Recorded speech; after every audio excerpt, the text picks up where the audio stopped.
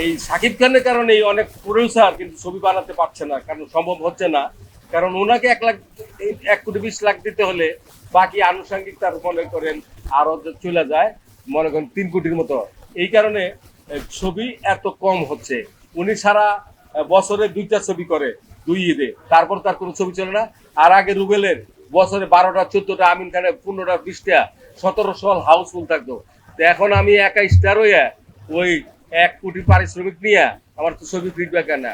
আমি মনে করি এই রেমিনেশনটা কমাইতে হবে, কমাইলে ছবিটা আস্তে আস্তে মানুষ করতে হবে। এই কারণে সাকিবদের নিয়ে আজও ছবি বানানো সম্ভব হবে কিনা আমাদের মতো পরিচালকের, কারণ 3 কোটির বাজেট দিয়ে এখন ছবি করে 20 লাখই তো ফিডব্যাক পাইতে কষ্ট। ইউটিউবে চালায় চলে দেখা যায় কোনো রকম করে হয়তো চালানটা উঠান যায়।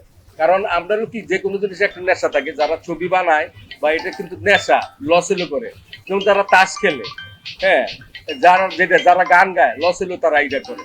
তো আমি মনে করি এটা নেশা। এখন ছবি বানাইলে লস, সুন্দর কথা তো। হ্যাঁ, এখন ছবি বানাইলে লস, কারণ তারপরও ছবি বানায় এটা নেশা। আস্তে আস্তে হয়তো চালানটা উঠবে এবং ইউটিউবে চালায় চলে একটা পর্যায়ে তার ফিডব্যাকটা পায়, পুরাটা না পেলেও মোটামুটি চালানটা পায়।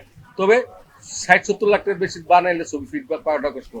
আর এই যদি হিট তো সব ছবি তো করে না। এখন মনে করেন প্রিয়তমা করে ফেলাইছে, হয়তো টাকা ফেরত পাইছে, আর এত টাকা দিয়ে ওটা প্রেসিডেন্টের ছেলে, ওটা প্রডিউসার ছিল, পারছে। কিন্তু একটা সাধারণ পরিচালকের কিন্তু 70-80 লাখ টাকায় যোগানো অনেক কষ্ট হয়ে যায়। তাই আমি মনে করি রেমুনারেশনটা যদি সাকিব খান কমাতো। আর সাকিব খানের মতো আমরা করি কি, যেমন আমার পরে আমার এই ছোট ভাই তৈরি হয়েছে, কিন্তু সাকিব খান কিন্তু তৈরি করতে পারে না। রুবেলের সময় ছিল, রুবেলের ভাই কিন্তু মাঝে মাঝে বলে যে তৈরি করা উচিত, সে কিন্তু কারোর তৈরি করে নাই। রুবেল ভাই কিন্তু আলেকজান্ডার বোরে তৈরি করেছে, হয়ে গেছে। হ্যাঁ, তারপরে সে কি মার্শাল আর্টের কিন্তু অনেকেই তৈরি করছে। তো আমি মনে করি তৈরি করা উচিত। সাকিব খানকে ওই দেয় না, সে এককভাবে থাকতে চায়।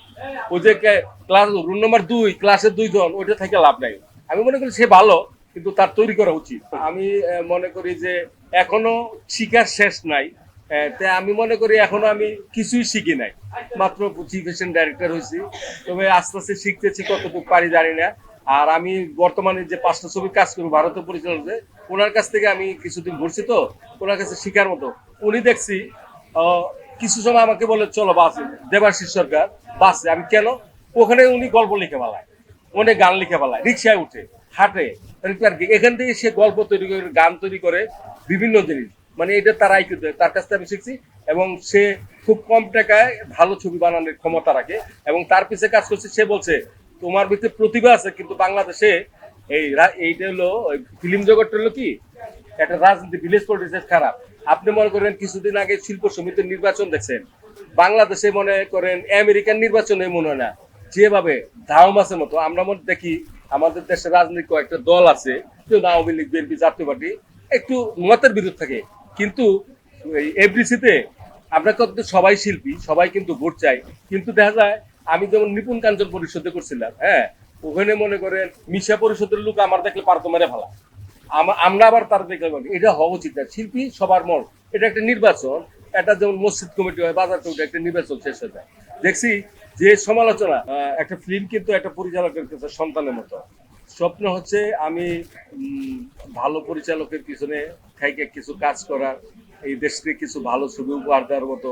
যেমন আগে ময়নামতি, আবার তোরা মানুষ 11 জন, ভালো গল্প, এই ধরনের কিছু সামাজিক ছবি করার চিন্তা ভাবনা আছে। হ্যাঁ, তো আমি দেখি দেবাশিস সরকার আমার বলছে যে তোমার ভিতর প্রতিভা আছে, তোমাকে আমি বাংলাদেশের একটা কিছু বানাই দেবো, দেখি রাখে আল্লাহ আমাদেরকে। আর ঘটনা হচ্ছে কি, আমি যেটা বলতে চাচ্ছি, আমি বাঁচানের মালিক তো আল্লাহ, একটা উচিলা থাকে। আমি কিন্তু এই বয়সে 3বার স্ট্রোক করেছি। হ্যাঁ, তো স্ট্রোক করানে যার মানে আল্লাহর পরে যদি আমার 3টা মানুষের নাম সবসময় মনে আসে, সেটা হচ্ছে, যেমন আমি স্ট্রোক করেছি, তখন প্রথম স্ট্রোকের সময় আমার এই বোন আমাকে সেই আইসিইউতে নিয়ে ভর্তি করে, এবং আমার 4 ঘন্টা পরে জ্ঞান হয়। দ্বিতীয় স্ট্রোকের সময় আমার মেয়ে আসতেছে, অরিন খান, ও আমাকে করছে। এবং তৃতীয় স্ট্রোকের সময় আমার ছেলে। তো আমার জীবনে এই 3টা নাম, অরিন খান, নাফিম খান এবং তনিমা রহমান, এটা গাইতে দেবে। তার পাশাপাশি আরো আছে, যেমন আর আরো কাছে আছে আমার বোন যে আছে একজন, ওরা চলে যেত, আমারও বোন আছে। কিন্তু এই তিনটা মানুষ আমার জীবনে যতদিন আমি বাইচা থাকবো তাদের কাছে আমি ঋণী। আমি মনে করি আল্লাহ বাঁচায় রাখছে, কিন্তু তাদের উসিলা। হয়তো তারা না থাকলে আমার এই তনিমা রহমান আমার বোন, অরিন খান আমার মেয়ে, এবং আমার নাফিম খান আমার ছেলে, এদের তিনজনের তিনটে স্টুকে এরা আমার সাপোর্ট দিছে। হয়তো বাঁচাইছে আল্লাহ, কিন্তু উসিলা। এবং আমি যতদিন বেঁচে থাকবো এদের ঋণ আমার মনে পরিশোধ করা কি সম্ভব হতে যায় না। এবং কিছুদিন আগে আমি ধানমন্ডি 32-এ গেছিলাম, বঙ্গবন্ধুরে ভালোবাসি বলতে চেয়েছিলাম, তখন আমাকে 50 থেকে 60 জনে মারছিল, আমি মরার অবস্থা ছিলাম। তো সেখানে মনে করেন আমাকে অনেক কষ্ট করে, অনেকেই জানে মারা গেছি, তারপর আমাকে